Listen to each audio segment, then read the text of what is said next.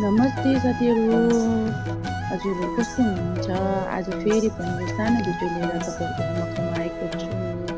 आज चाहिँ मैले मेरो परिवारको लागि बिरयानी बनाउने कोसिस गर्दैछु। साथीहरू, हामी हिँडेर आएको पनि 3 दिन भयो। धेरै बोरिङ हुन्छ, टाइम पास हुँदैन।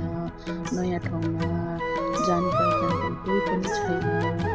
आज यो भिडियो मार्फत हजुरसँग यसो टाइम पास गर्दैछु। साथीहरू, मलाई बोलेर भिडियो बनाउनु आउँदैन, तर पनि हजुरहरूले मेरो भिडियो हेरेर लाइक, कमेन्ट, सेयर, सब्सक्राइब गरिदिनुहोस् है। अनि म यस्तै भिडियोहरू लिएर कोसिस गर्नेछु कि राम्रो बनाउने, तर पनि मलाई त आउँदैन साथीहरू। तर पनि तपाईँले हेरिदिनुहोस् है। बाई बाई, फेरि भेटौँला।